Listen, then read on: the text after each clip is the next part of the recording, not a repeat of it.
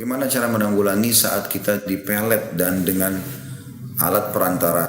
Saya tidak sempat baca lanjutannya, tapi gampang, mudah kok insya Allah.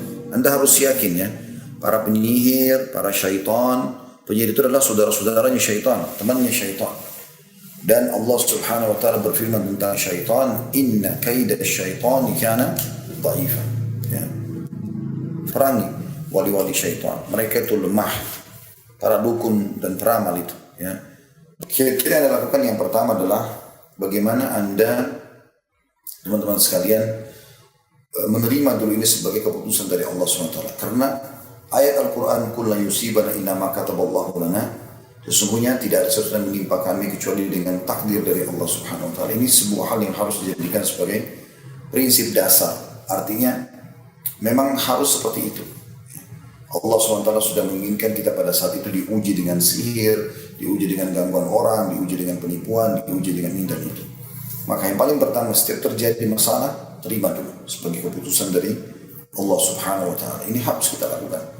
Dengan kita terima itu sebagai keputusan dari Allah Subhanahu Wa Taala, maka satu poin besar untuk, atau kalau saya bahasakan kendaraan untuk melewati sebuah permasalahan itu sudah ada.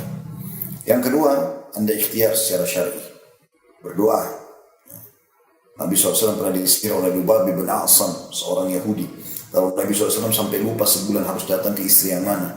Akhirnya Nabi SAW berdoa kepada Allah SWT, dan Allah datangkan dalam mimpi petunjuk. Dan kata Nabi SAW, tidak ada yang bisa mengganti dan menolak takdir kecuali doa. Dan yang ketiga, Anda ruqyah syar'iyah. Ruqyah syar'iyah. Coba penanya ini ya, membaca 6 surah dasar ruqyah, atau Anda kalau bisa lebih banyak lebih bagus ya ayat-ayat ruqyah. Anda coba baca, kemudian tiupkan telapak tangan, usap dari kepala, wajah ya, tubuh semuanya, telapak tangan diusap, agar Anda bisa mendeteksi diri apakah sihir itu betul ada atau tidak. Misalnya kita begitu mengusap tangan merasa merinding, kita mengusap bagian kepala serasa pusing ya, atau merasa diusap wajah panas misalnya, maka itu semua teman-teman sekalian adalah indikasi. Atau Anda tiba-tiba mual, atau Anda sendawa ya, ini semuanya itu adalah berarti ada efek daripada sihir itu sendiri. Dan tidak usah khawatir, tetap yakin, tidak boleh putus asa. Anda lakukan ruqyah syariah terus rutin sampai Allah sembuhkan. Kalau Anda mengatakan, Ustaz sudah saya lakukan tapi saya belum sembuh, jawaban saya sabar.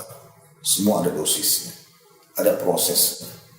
Oleh karena itu kita lakukan ikhtiar-ikhtiar sampai Allah Subhanahu Wa Taala berikan kesembuhan. Jangan pernah putus asa dari rahmat Allah Subhanahu Wa Taala. Apalagi kalau Anda sampai menghina, mengatakan kayaknya saya sudah ruqyah berapa kali nggak sembuh-sembuh nih, itu malah makin memperkeruh permasalahan. Tidak akan dapat kesembuhan kalau seperti itu ya. Jadi bagaimana justru Anda yakin kepada Allah Subhanahu Wa Taala, itu jauh lebih tepat dan jauh lebih baik tentunya. Allahu a'lam.